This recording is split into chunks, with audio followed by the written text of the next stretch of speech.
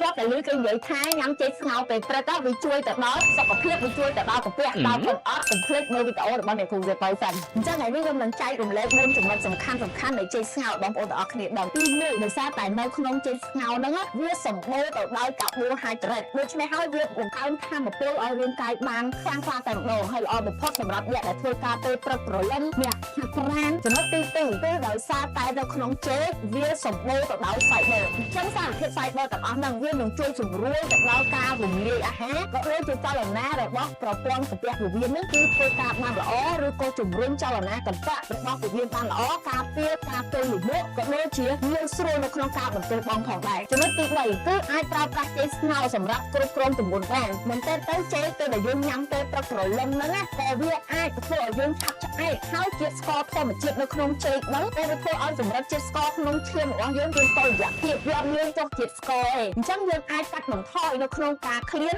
ឬក៏ងាកញ៉ាំផ្ដេសផ្ដាស់ក៏ដូចជាចង់ញ៉ាំរបស់ដែលផ្អែមផងដែរអញ្ចឹងអានេះគឺល្អសម្រាប់អ្នកដែលកំពុងតែចង់ព្យាយាមគ្រប់គ្រងទម្ងន់របស់ខ្លួនចំណុចទី4ដែលជាចំណុចចុងក្រោយដោយសារតែនៅក្នុងចេកវាសម្បូរទៅដោយវីតាមីននិងសារធាតុរ៉ែដូច្នេះហើយពេលដែលយើងញ៉ាំទៅគឺវាជួយពង្រឹងទៅលើមុខងាររបស់សាច់ដុំដែលធ្វើឲ្យមានកម្លាំងខ្លាំងក្លាក៏ដូចជាធ្វើឲ្យរាងកាយស្រស់ស្រាយពេញមួយថ្ងៃចឹងនៅក្នុងវីដេអូនេះកុំភ្លេចបងប្អូនទាំងអស់គ្នាថាយកចេកទៅស្ងោរហើយព្រលឹមឡើងញ៉ាំមុនពេលទៅធ្វើការក៏ដូចជាពេលព្រឹកព្រលឹមទទួលបានសុខភាពល្អហើយកាត់បន្ថយការចំណាយលើពេលព្រឹកទៀតអញ្ចឹងគឺល្អខ្លាំងមែនទែន